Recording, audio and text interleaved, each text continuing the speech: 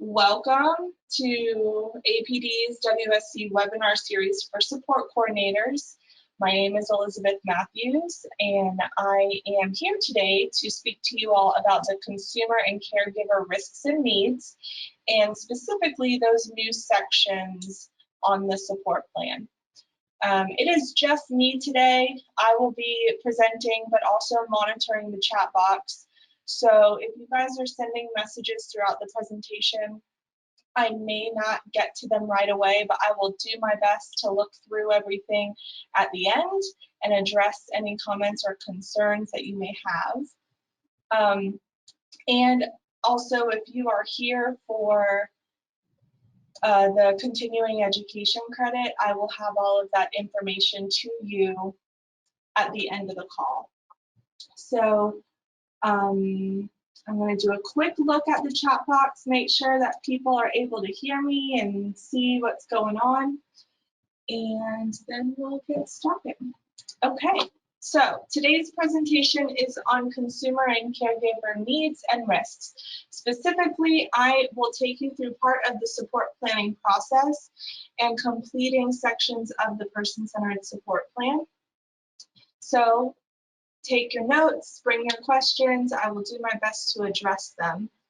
I will be monitoring the chat box, like I said, but it may not be as quickly as I normally do since it is just me today.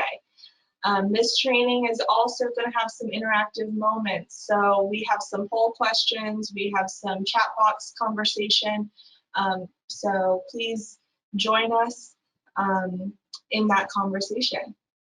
All right, let's begin. So today we will cover the following topics related to the support planning process. We will be defining risks and needs.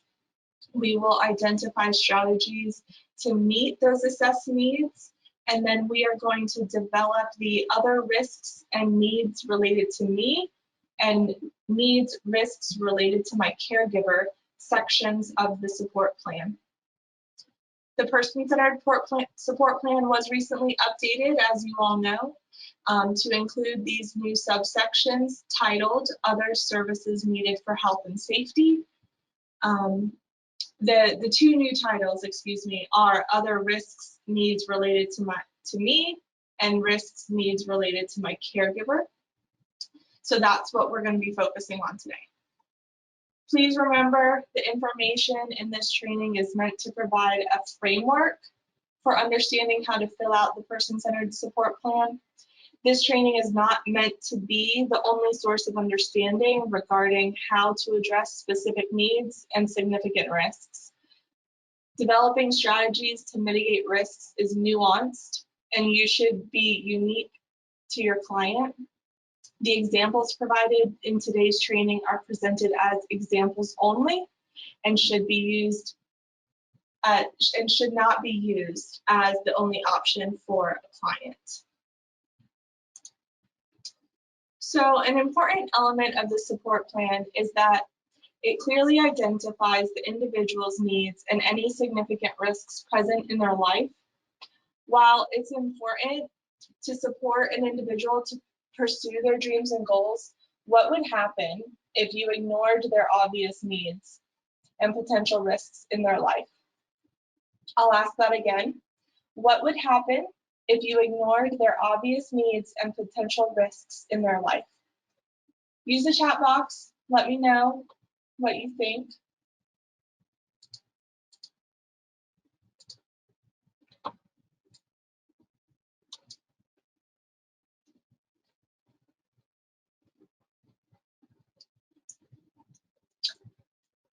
Okay, so I see some comments coming in. Let me read a few.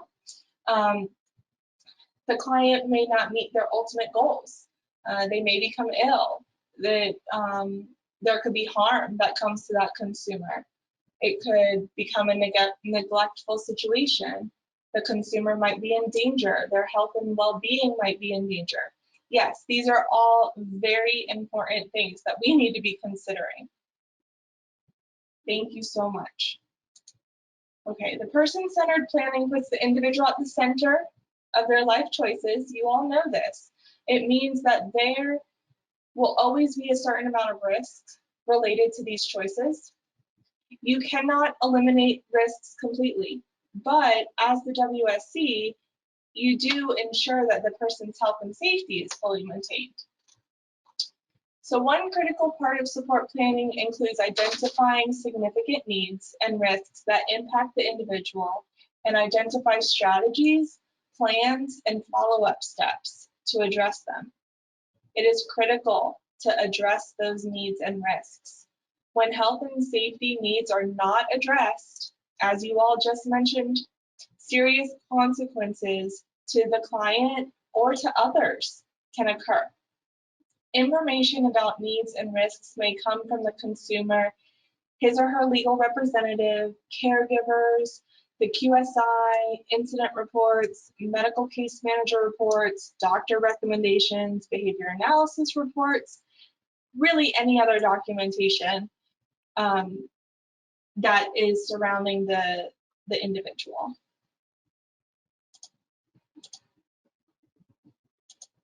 So what is a significant risk?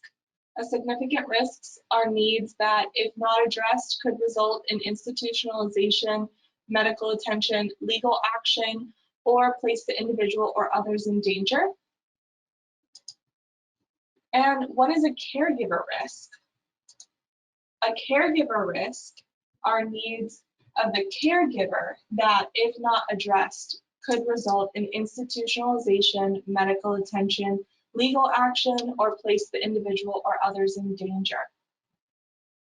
All support plans should look different, since every person's life and needs are unique.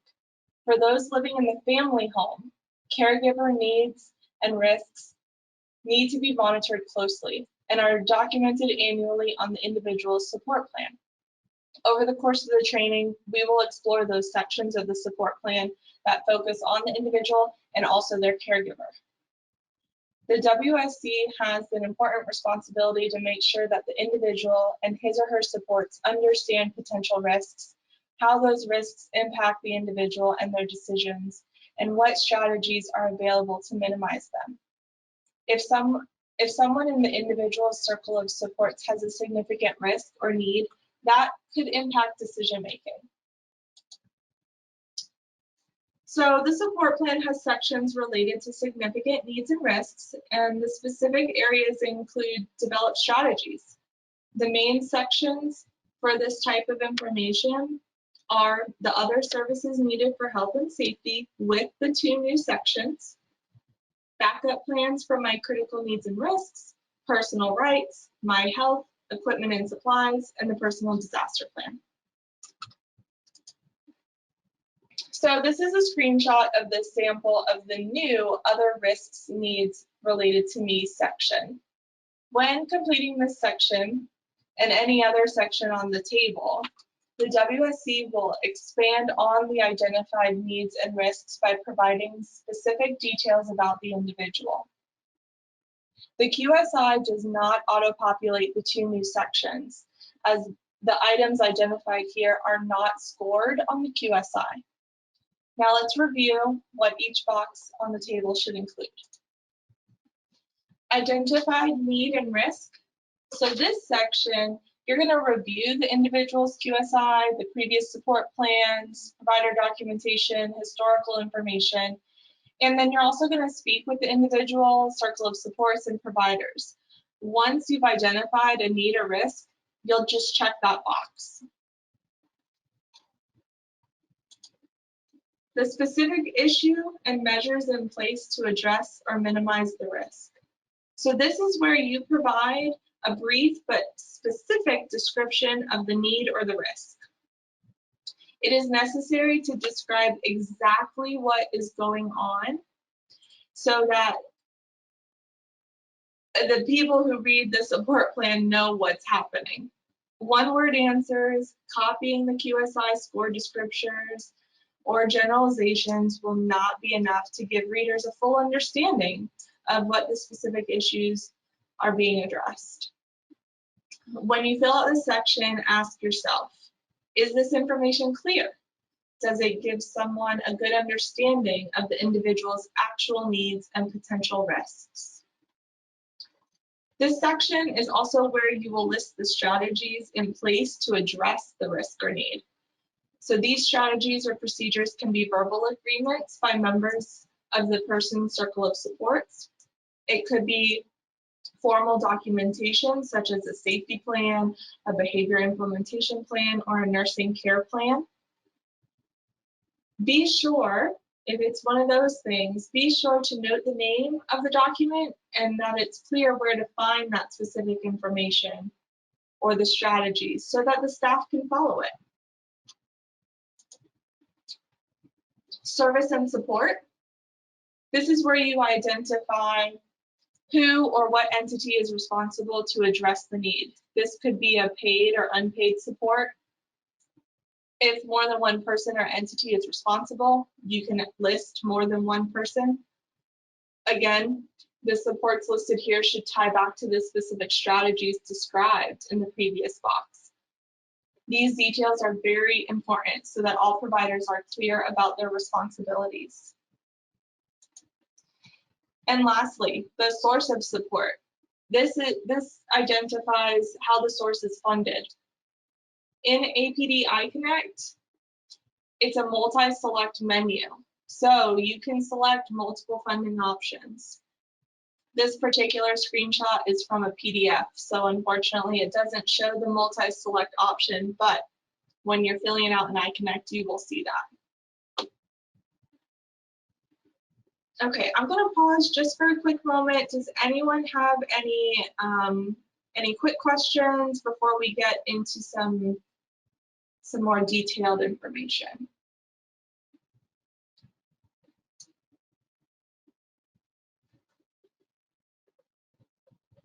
Okay, I see a few questions coming in about what to do with the caregiver risks and needs.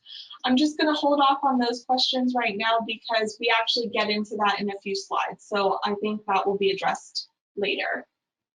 Okay, so moving on, we're going to go through a scenario. So let's consider this scenario. Nolan is 40. He lives at home with his parents. He's a quiet man who enjoys his independence. He and his mother go to the park to have a cup of coffee at the lakeside coffee shop once a week. When his father's schedule permits, he enjoys attending programming at the local museum with Nolan.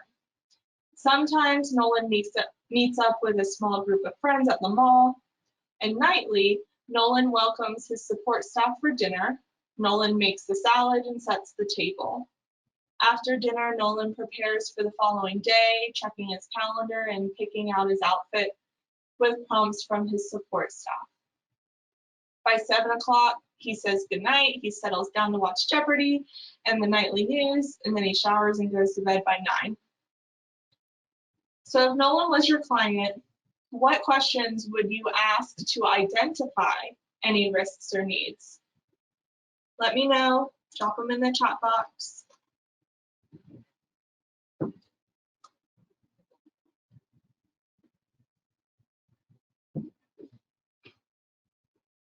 So if Nolan is your client and you're getting to know him, maybe he's a relatively new client, what type of questions would you ask to identify any risks or needs? Okay, is he able to travel independently? That's a great question. Can his parents help with any of his needs? Can he use his phone? That's a good one. What are the age of his parents? Are there health concerns? Let's see, how well does he handle money? Can he provide his own ADLs? What does his staff help him with in the evenings? These are fantastic. Okay, let's see what else we got. Does he have any physical limitations? Does he work? That's great. Does he know his parents or safe person's phone numbers? Are there backups when his parents are sick? Okay, wonderful, wonderful questions. I have a few examples of my own. Although we do have this clear description of his routine, we do need to ask more questions. So, what does Nolan do when his parents are unavailable? A lot of you already said that. What are Nolan's parents' schedules? What is the support staff doing while with Nolan? How does Nolan stay safe when home alone? Are incomplete tasks going unnoticed? Has anything with Nolan or his parents changed in the past year? So these are just examples, and you all have wonderful examples as well. But let's go through and answer some of these for the sake of this scenario. So what does Nolan do when his parents are unavailable? Okay, he's home all day. He'll watch TV, he'll scroll social media on his phone, he'll hang out in the yard with his dog. He also cooks, he uses the microwave to make simple lunches. Okay, what's Nolan's parents' schedule? It's determined that his father generally works a 40 to 60 hour week as an IT professional.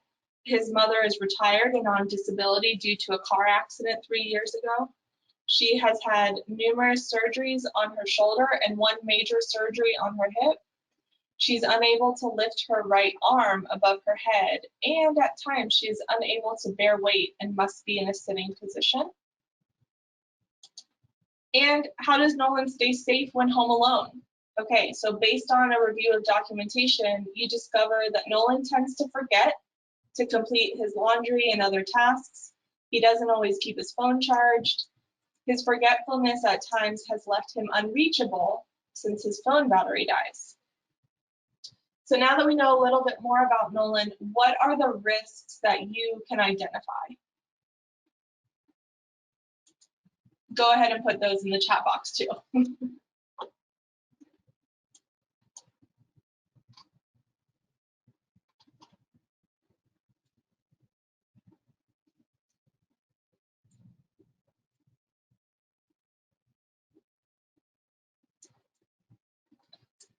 So based on this information, what you know about Nolan, what you know as a support coordinator, what risks could, what am I trying to say? What could be Nolan's risks specifically to him?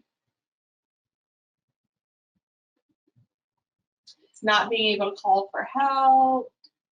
He may need supervision when his parents are not available. Yes, he could definitely get hurt. Safety concerns. Is there a plan to set up reminders? Yes, these are all yes. Oh, online safety. That is a great one. Yes, especially since he's using his phone. And he may need more help. Yeah. Okay, those are great examples. Okay, so this is a screenshot of the support plan. We're just going to go through it as if you were going to be filling it out for Nolan. So as the support coordinator, it is your responsibility to facilitate conversations that identify the strategies that will support the independence that Nolan loves so much. Over the course of the support plan meeting, 3 strategies are developed to support Nolan on days when his parents are unavailable to assist him. So the first one is requesting or getting help if needed. So Nolan says that he doesn't use the stove because he doesn't know how to choose the right temperature. On days when mom can assist him, they agree to work together and Nolan will learn about the different temperature settings. And together they will create directions for the toaster. Nolan would also like to have a variety of lunches, but he usually only makes ham and cheese sandwiches. So he requests to have a list with pictures that show other sandwich options so he can try to make different things. And the toaster oven directions, the lunch options, those are going to be posted in the kitchen. So you can see in the screenshot a summary, not word for word what I just said, but a summary of that is listed in the specific issue box of the chart. And then the person helping them is the natural supports. Another identified risk is home safety, and a lot of you said that. So Nolan requested to have help making sure his chores are correctly done at the end of the day. Nolan and his support staff picked one day of the week for laundry. Nolan will begin his laundry independently But when his support staff arrives, they will ask him if he's moved the clothes over. If he has not, he will complete the task when asked. Nolan also understands to use his phone, so he doesn't always charge it at night. So support staff and Nolan will make a nighttime checklist, and that will include tasks like checking the laundry, plugging in his phone, locking the front door, and turning off lights. And then you hear from Nolan that he really likes the idea of having that checklist to use before bed. So in the screenshot, you see again, it's a summary of what we talked about, and it identifies the personal supports will be responsible for helping Nolan with this, and the supports are paid through the waiver.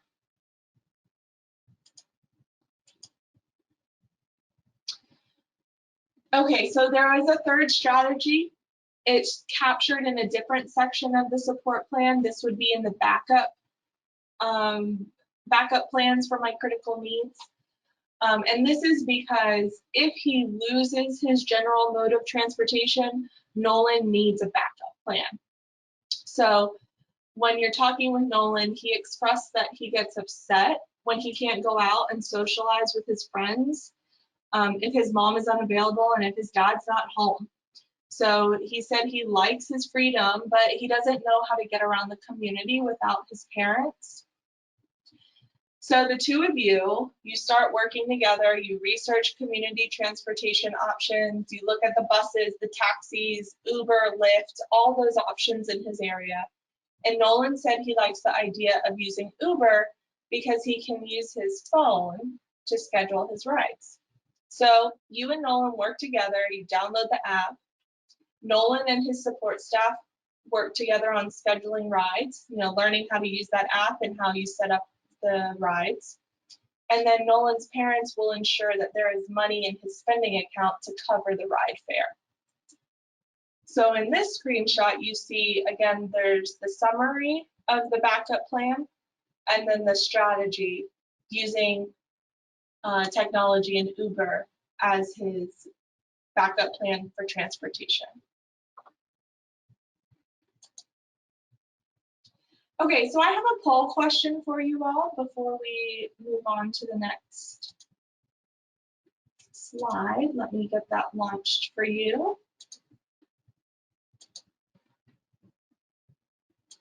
Okay, so a poll question should be popping up shortly. Let me click launch. There we go. Okay, so you should have a question, and I believe word for word it says, do you know what risk mitigation is? So take a moment. Yes, no, or maybe.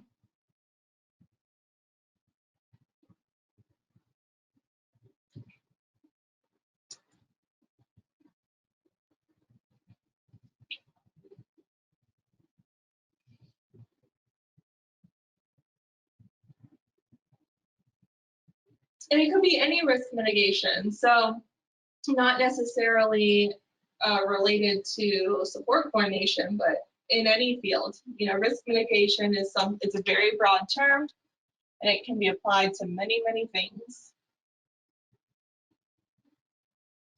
All right, I'm going to give it about 5 more seconds, and then I will share the results.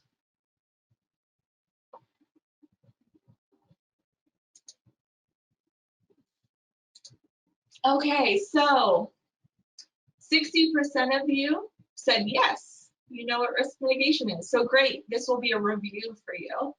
20% of you said no, and 20% of you said maybe. So hopefully I can get the other 40% of the audience to say yes next time. Okay, so what is risk mitigation? Risk mitigation refers to the process of planning and developing methods and strategies to reduce risks to an individual's life. An individual and their circle of supports might decide to implement strategies that identify, they monitor, and they evaluate the risks and consequences that impact the individual's day-to-day life. Risk mitigation also includes the actions put into place to deal with issues and the effects of those issues. All potential risks should be documented in the person-centered support plan, as the information helps provide a holistic understanding of the individual. The strategies need to be discussed and decided on by the circle of supports and should be clearly documented in the support plan. So risk mitigation is something that you all do on a day-to-day basis. There's probably times of the day you don't even realize you're doing it. But for our individuals, we're going to go a little bit deeper into this. So a key component to developing strategies is that they are put in place to solve a problem or to mitigate a risk. Here are a few examples of simple risk mitigation strategies. Please remember, these are just examples. Everyone on your caseload is unique, and not all these strategies are going to work for everyone. So Lisa, the personal support provider, she ends her shift.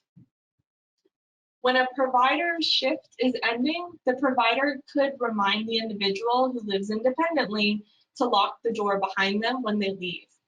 And that provider could pause and listen to make sure the lock is actually latched. You know, you listen for that click of the lock.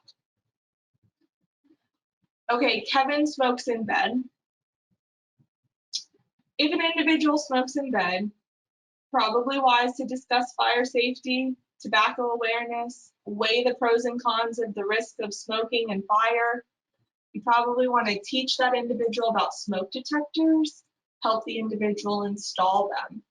You know, these are all things you can do to prevent a fire, a risk. Okay, Marcy gets a new computer.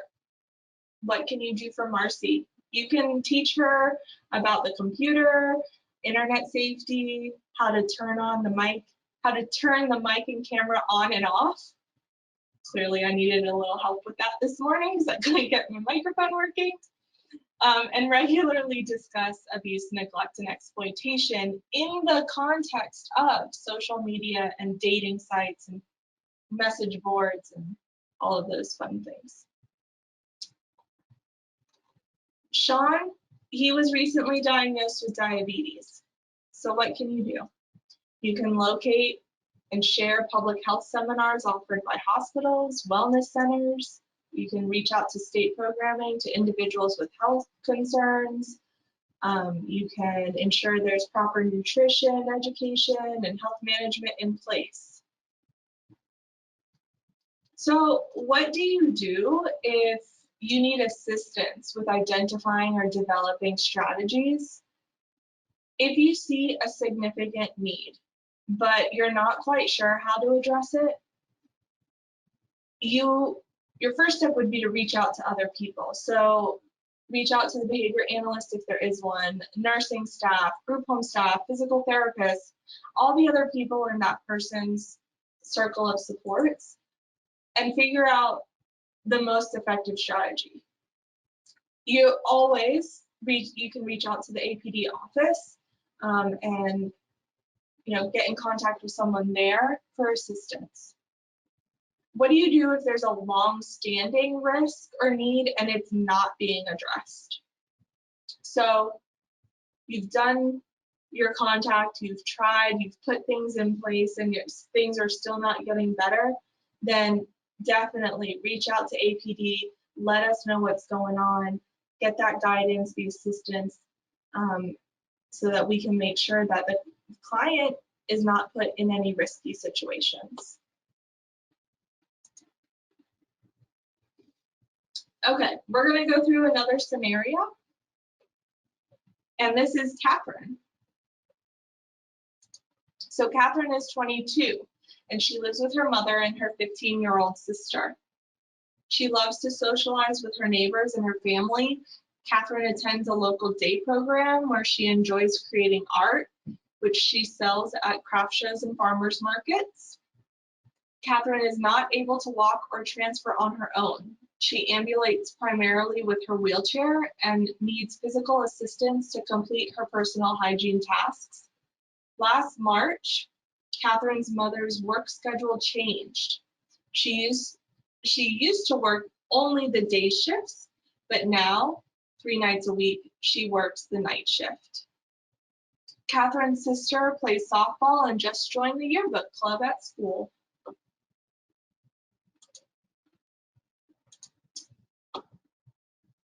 So for Catherine's scenario, we're going to focus on the needs or risks related to my caregiver section. And I saw some questions earlier in the chat that were specifically about the caregiver. So hopefully this walkthrough will address those questions you had. So there's 4 areas of the caregiver needs and risks listed. And those are the caregiver health needs, limited relief for caregiver, caregiver needing additional assistance, and the aging caregiver. So can you identify the main caregiver need for Katherine?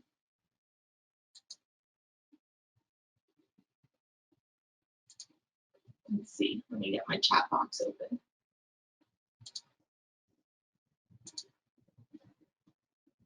Okay, I see some coming in. Supervision, needing additional assistance, caregiver needs additional assistance. Yes, okay, all of you are included on that one. The caregiver need is the caregiver needing additional assistance. Katherine's mother's schedule changed and she can no longer provide care in the afternoon and evenings 3 days a week.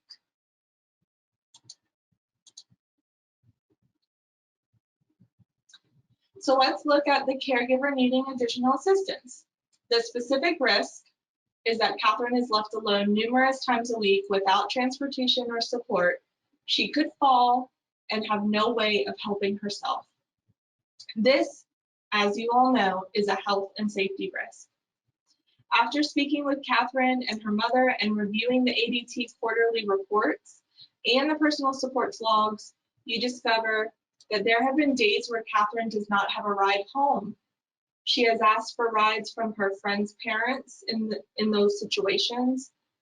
After conducting a home visit, you see that Katherine's chores are going incomplete, and it appears her room and bathroom have not been cleaned for a very long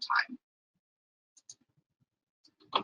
So I have another poll question for you all.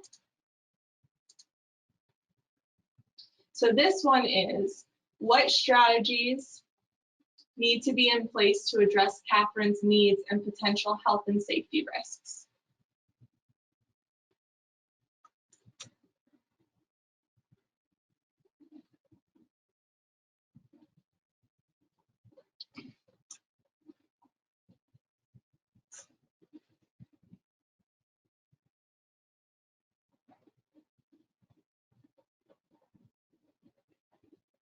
So what are the things that, as the support coordinator, you could think of and encourage and discuss with others that would help Katherine in a more safe situation?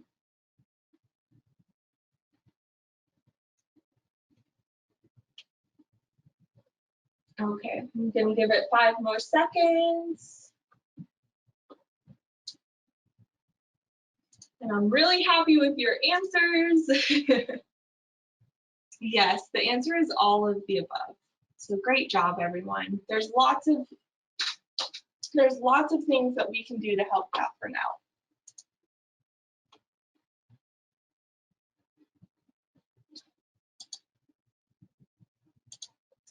So here's the question again. What strategies need to be in place to address Katherine's needs and potential health and safety risks? So yes, Katherine, she must have someone with her throughout the day, whether it's paid or unpaid. In the past, her mother has been that person, but in the last year, her schedule changed and she's now unable to be home in the afternoons. Her mother is reaching out to friends and family for evening support and found a neighbor who will have dinner with Katherine on those days. Also, accessing transportation through the ADT provider will provide Katherine with a reliable ride home on the days her mother can't pick her up. She will need a provider that is wheelchair accessible So you can contact a few providers in the area, locate someone with the best rates, and help accommodate her needs. And then also, you could help Katherine with getting a powered wheelchair. If that's something she desires, she could independently use that wheelchair, and it would increase her independence and reduce the risks in case something happens while she's at home or in the community. So here's an example of how the support plan would be completed for Katherine's needs. The specific issues is that Katherine's mother's work schedules changed to the night shift. She's unable to pick up Katherine from ADT and be home in the evenings. So a neighbor and personal support staff will be available to stay with Katherine on those days. Transportation services will be set up through ADT. The WSC will begin researching and educating Katherine on powered wheelchairs to increase her mobility independence. The service or support that's responsible, there's a few here. We have ADT, we have personal supports, and we have natural supports. You could even list yourself if you are the one that's doing the research and the educating. And then the source of funding, we have two. We have the waiver and we have natural supports. So that's how you would fill this section of the support plan out. Again, it's concise, it's a summary, but it has the details. So that's key. We want to make sure that we are documenting the details of this person's life. So many individuals, as you all know, are having increased risks and needs because their caregivers are aging. You are well versed in preparing and supporting your clients through their lives, but have you spent much time learning and building resources for individuals whose caregivers are aging? As caregivers age, their needs also increase, which puts your client in situations that could be risky. Situations like loss of daily support, loss of housing, unclear financial situations, or lack of medical oversight will directly impact your client as their caregiver enters the twilight years. Aging caregivers know that they need to plan for the future, but planning for the day when you can no longer support your loved one is really sad, it's really scary, and it can be extremely overwhelming. So here are a few examples of preparing for risks of aging caregivers. You can look into meal support. So Meals on Wheels or organized meal support from friends and family could alleviate some of the caregiver stress of cooking and shopping and give the opportunity to the individual to become more involved with their mealtime choices. Social groups, those can provide companionship for the individual and respite for the caregiver. And as you guys know, next month, I'll be doing a training on community support. So we'll go into that in much more detail next month. Long-term financial planning, that's going to give peace of mind to the caregiver and financial security for the individual. Housing plans. Begin addressing home modifications if needed, or begin exploring other housing options. And expand the support. Include other people in the conversations. Having more people around for the support and knowledge will help the caregiver through the planning process, and the individual circle of supports may expand. I have one more poll question for you all today. This one is an opinion. I would just like to know if you have held planning for the future conversations with your clients and their caregivers.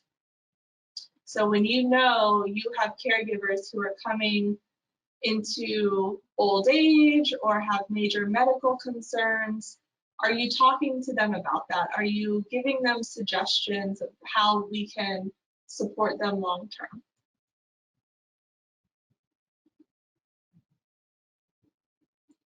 And in the meantime, while we're collecting answers, in the chat box, if you want to, give some examples, what are those conversations looking like? What's the information that you share with them? That would be great.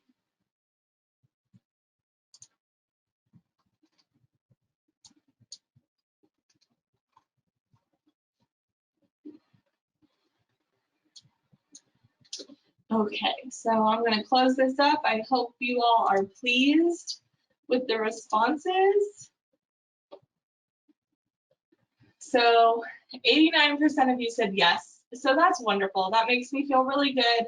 You guys are prepared. You're getting your clients and their families prepared. No, the 10% of you, well, I am really glad that this presentation is here for you so that you can be prepared for those conversations when you have them. I see some comments coming in. These are great. So we have support coordinators who are making these conversations very personal and specific.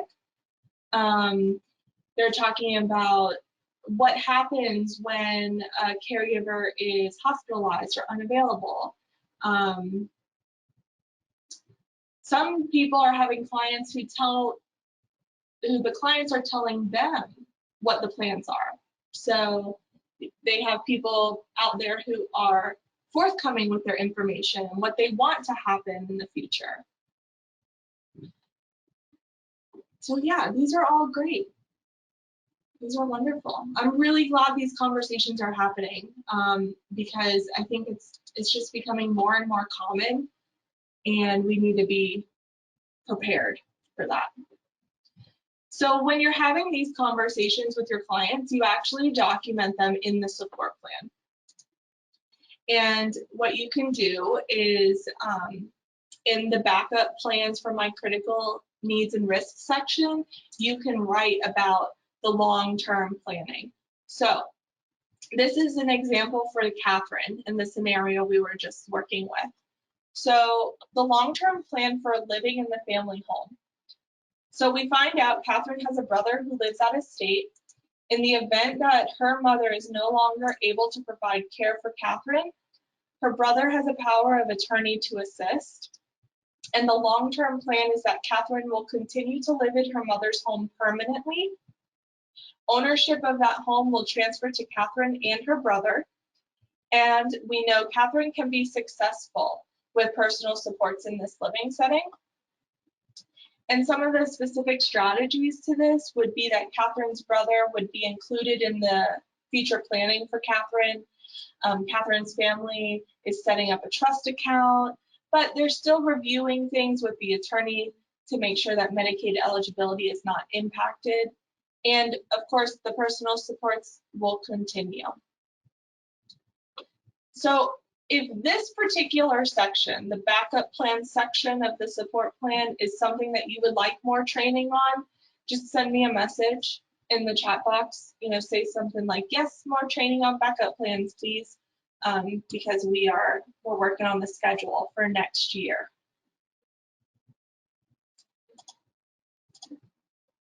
Okay. So when completing the other services needed for health and safety sections, you will need to keep in mind that this section should only identify significant risks, needs, and strategies to support the individual. You will want to avoid adding the information about what the individual can do. There's other places in the support plan where you document that information. So all the information for an individual should correlate. The support plan, the behavior plans, the provider logs, medical documentation. If there are discrepancies, the circle of supports should meet, discuss, and ensure that corrections are made. And on top of that, all paid and unpaid support staff should agree with the support plan. When you're explaining risks or needs, you don't want to be using language from the QSI or from provider documentation. The notes from QSIs and providers are specific to what they're doing, and what you'll need to do is write specifically for the strategy that is going to be put in place. The caregiver's risks and needs, that impacts the individual. So you need to be sure that you're including that information too. And the vague language, leaving out details, not having that detailed summary is not giving anyone a good understanding of the situation. Again, always include the strategy. If supporting documentation is needed, like the provider's documentation, make sure you include it, make sure it's titled, and everyone knows where to find it. And also include the people responsible for assisting with the support. They assist with creating and implementing the strategy, so they need to be included. We don't want anyone to go unnoticed.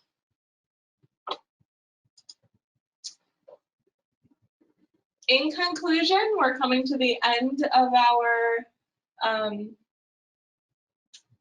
our training. A significant risk and caregiver risks are needs that, if not addressed, could result in institutionalization, medical attention, legal action, or place the individual or others in danger. The individual has the right to enjoy opportunities in life. Those opportunities, they may come with risks. It is the role of the support coordinator to ensure that the person's health and safety are maintained, and based on how that person wants to be supported. I know you all know that, and I know that you do that every day, but I think sometimes it gets lost when the risk is really high. So please keep that in mind. So thank you for participating today. We definitely have some time. I will go through the chat box now. I've been seeing the comments come in, but it's hard to do both at the same time. So I'll start going through those questions. I do want to remind you that the new support plan manual is posted on the APD website, specifically on the support coordination page. It's towards the top, and hopefully you guys are able to find that. If you're not, just let me know. I can send it to you. Okay, so with the time being, feel free, send in some questions, some comments. I'm gonna go back to the top of the chat box and try to see what came in the beginning, and we'll work our way through the rest of the comments. So if there's a moment of silence, it's just because I'm reading. I haven't gone anywhere. Oh, so at the very beginning, I do see there's some questions about where to find the presentation. It's being recorded. I will post it up on the APD website on the support coordination page. If you scroll down to the bottom, you'll actually see all of the past presentations we've done in the past like 3 years, I think. So you can always go back and take a look at any of those.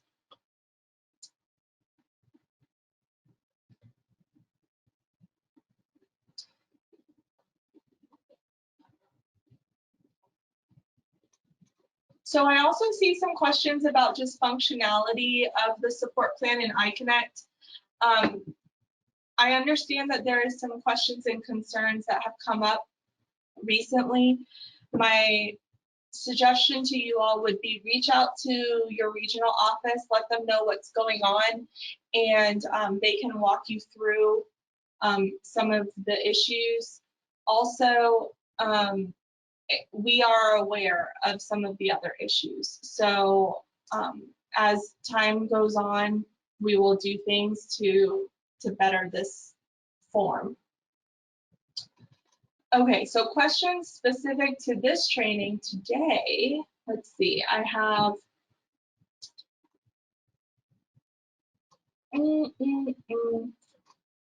let's see.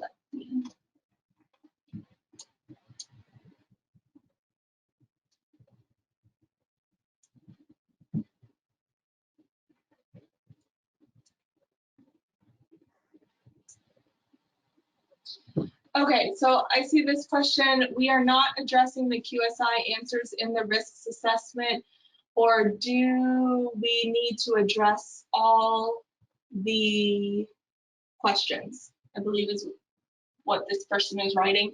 So the section of the support plan that has the QSI, yes, you're still filling that out.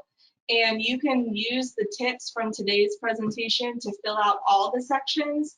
What I was saying is if you're looking at the QSI and you're looking at the assessor's notes, if you are just copying what they're writing, that's not really going to help further the information. So what we need from you is to say, okay, this was addressed on the QSI, and this is the score that the QSI gave, but what strategy is now in place that is helping address that need or address that risk that was identified on the QSI? Another question, will the risks and needs section ever be blank? So yes, there's going to be items on that chart that don't pertain to your particular individual. So in that case, then yes, they'll be blank. But for the most part, your individual is going to have a risk in their life, just like me or you. We all have risks. So it may seem minor. It may seem like it doesn't need to be addressed, but every risk, every need needs to be addressed and evaluated, and strategies need to be developed, and it doesn't need to be formal, right? Like you don't need to have a behavior plan for every tiny thing because it may not be warranted. So again, look at that individual as an individual. What do they themselves need?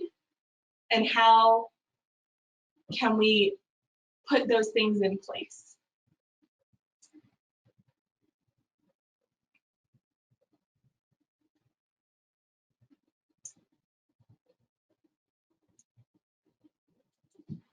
Okay, let me see what else we have here.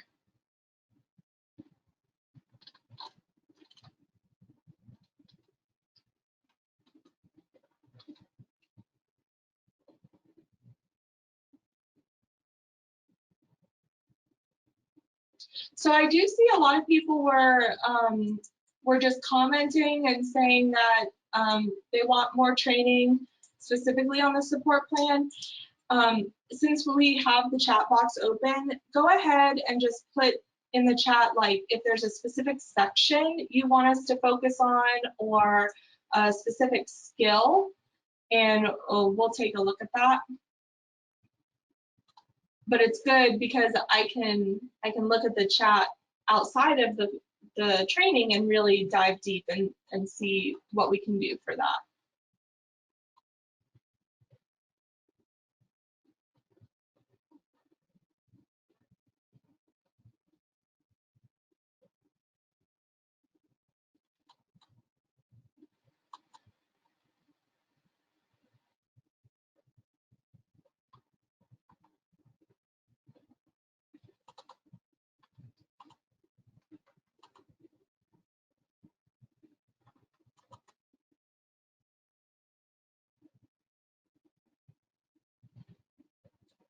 Okay, so a question from earlier in the presentation. Should we be asking caregivers if they have health issues?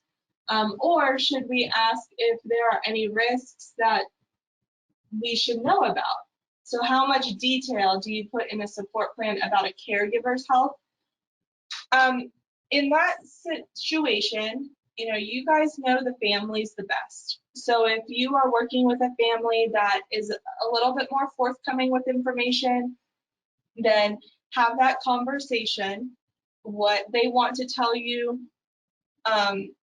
you use your discretion on what is put in the support plan. So we're looking for the risks and needs of the caregiver that directly impact the consumer. So if a caregiver has a medical issue, it might be managed, it might not be impacting the individual right now, but you're thinking to yourself, okay, wait, maybe down the line a little bit, maybe in a year, we might see some deterioration. You want to document that, but you don't necessarily want to give all the details because it's not impacting them this year. Because remember, your support plans, they're annual, so you can be with the caregiver information, you want to talk about what is impacting the person in that year. Also, if you're working with a family who is a little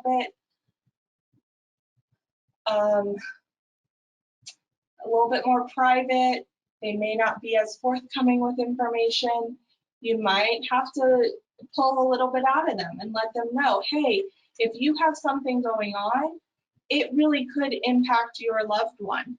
What happens if your risk, say that person has a risk of falling, if the caregiver's risk is falling and they fell and your client is then home and doesn't have someone to help them, that's a big deal. So it'll take some conversation and it'll take a little bit of back and forth, making sure that people feel comfortable. But I know that you all have those relationships with those families, and you'll be able to tailor the conversation to fit that person and their caregiver. I just saw a question pop up, when you're referring to caregiver, are you referring to a family member for those living in a home? So yes, in most of these scenarios today, that's what I'm referring to, is a parent or a sibling who is the primary caregiver in the family home. But you have caregivers in other places too. So if someone's in a group home or even in supported living, they still have caregivers. So this information applies, but in today's context, yes, I'm talking about family member in a family home.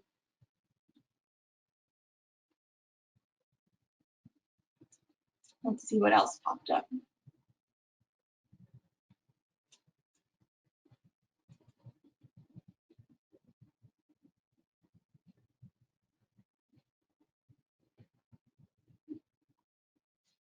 Okay, so I see some of the training suggestions coming in. Those are great. Thank you so much.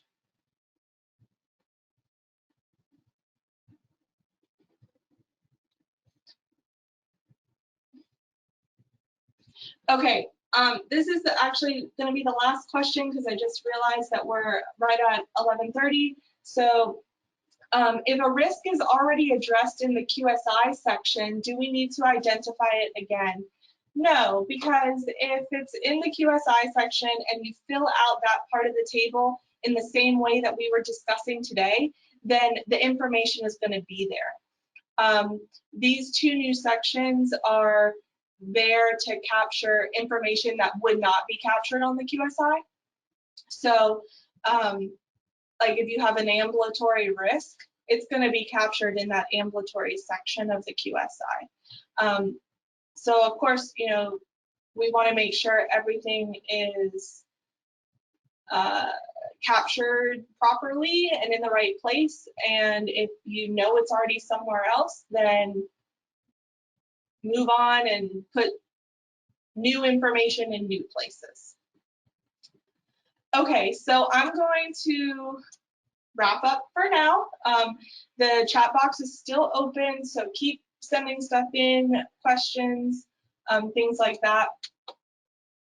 And I will go through them. If we have things that need more clarification, I will get that clarification to you all. So I really appreciate everyone coming and also your patience with everything that happened earlier today. If you're joining us for the 1.5 credits, I have your assessment for you. So let me get that information ready. I'm going to put it in the chat box and share my screen as well. So the assessment is just like how we used to do it. I know it's been a break since since we have done some assessments, so I will go over it with you all. But it's on Classmarker, if you all remember using that. And it's open now because I actually set it to open at 11. And I will adjust it so that it will stay open until 5:30, so you guys still have the same amount of time that you normally would. And I'm just going to go ahead and drop this in the chat box as I'm talking. So it's the 8 questions. You need to get the 75% or higher to get the credit.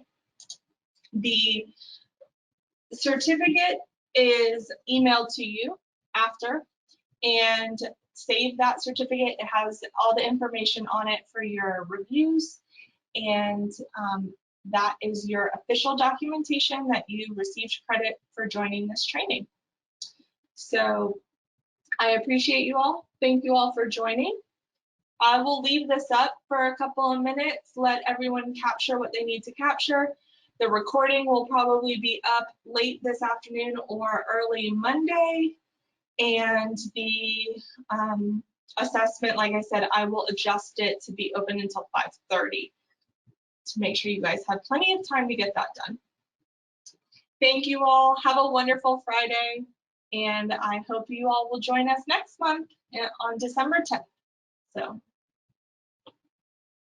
the link is in the chat box. So if you can't copy it, maybe you can click it from the chat. I see a couple of you saying that. Oh, also, you will get an automated email from GoToWebinar in about 30 minutes. That email also has the link in it. So if you can copy from the chat or you can't copy from the screen, you will have it in your email in 30 minutes. So, all right, everyone, have a wonderful Friday. It was great, and see you next time.